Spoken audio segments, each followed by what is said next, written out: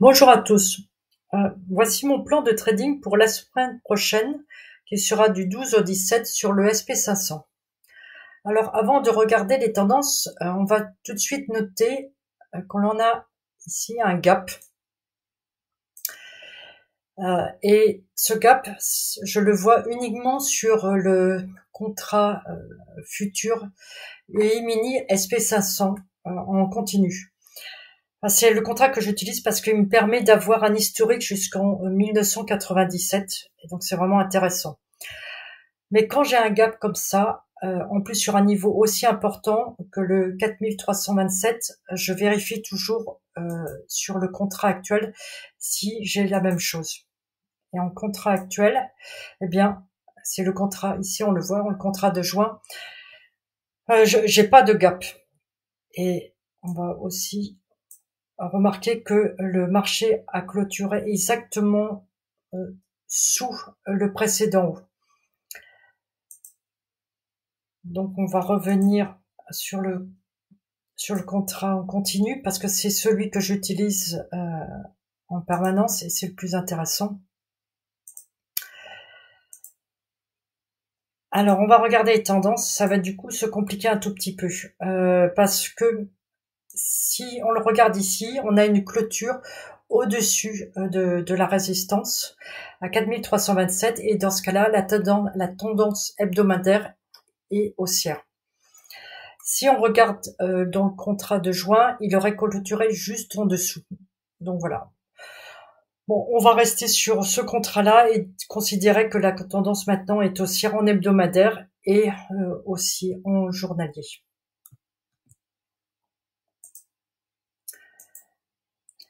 Rapidement, parce que c'était vraiment pas intéressant, on va regarder l'action de la semaine dernière. Comme on voit, ça formait vraiment un petit range ici, avec lundi une petite barre. Et le marché, à part cette barre-là, le marché a passé son temps à retester la barre du lundi.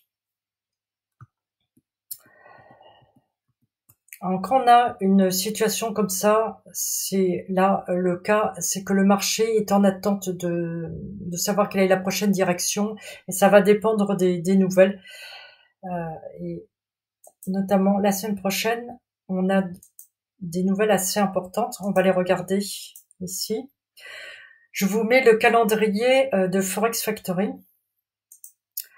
parce que je trouve qu'il est beaucoup plus facile à lire que celui de TradingView.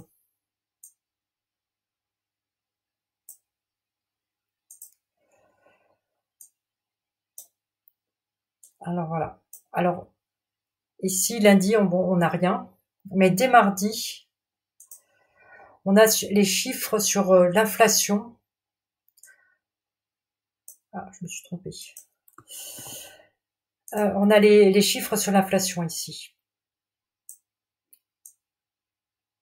Alors ici, ce sont les chiffres qui sont déjà sortis, les précédents. Et ici, ce sont les prévisionnels. Et ce qu'on voit à chaque fois ici, c'est qu'on a des prévisions à la baisse, et notamment en annuel, ce qui est vraiment assez intéressant, quand même de 0,8, c'est assez important. Si ça se confirme, ça veut dire que l'inflation commence à baisser et peut-être être maîtrisée. Et ça va influencer la Fed pour savoir si elle maintient ses taux et voire peut-être même aller baisser. Donc dès mercredi, là, des nouvelles, donc très importantes aussi, puisque c'est normalement la confirmation du maintien du taux à 5,25 par la Fed. Mais surtout le plus important, parce que ça, si on a la confirmation, le marché va pas bouger. Ce qu'il va attendre ici, c'est la conférence de presse, c'est ce qui est le plus important. Est-ce que vont écouter les investisseurs, c'est de savoir si c'est juste temporaire, très temporaire de maintenir les taux, et si après ils pensent augmenter plus haut, ou au contraire si ils vont les maintenir un certain temps et voire aller baisser un peu plus tard. Donc, ce qui veut dire que le marché, là, il va être totalement inintéressant de lundi jusqu'à mercredi soir 20h, 20h30, qui va être la conférence de presse de la Fed. Par conséquent, je vais pas trader. Le jeudi, c'est toujours un jour un peu compliqué après des décisions de la Fed. Le marché peut partir dans un sens et au milieu de la journée partir dans l'autre sens. Et donc vraiment le jour où on peut vraiment trader avec beaucoup plus de sécurité, c'est le vendredi. Si j'ai un plan de trading, on va faire un scénario basé sur ce qui va se passer vendredi. C'est juste des idées, hein, parce que là, pour le moment, j'ai absolument aucune idée. Tout d'abord, ce que je vois ici, c'est au niveau des volumes. Ici, on a les volumes des vendeurs, ici et ici, qui sont plus hauts que les volumes des acheteurs. Ça veut dire que même si les vendeurs ici n'ont pas fait vraiment bouger le marché, ils sont présents.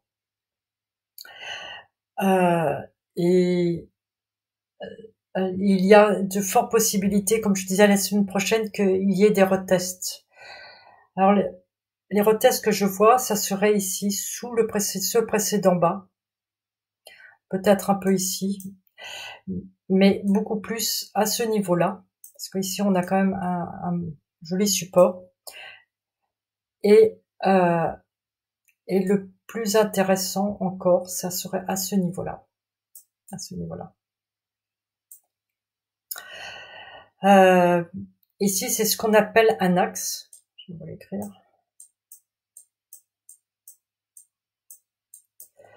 Parce que le marché, d'abord, ici, on avait une résistance. Il a testé ici en tant que résistance. Il avait testé ici, ici.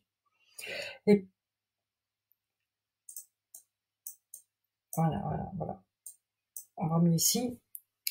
Et après, cette résistance-là est devenue un support. Donc, c'est ce qu'on appelle un axe. Alors, je vais vous enlever un peu tout ça.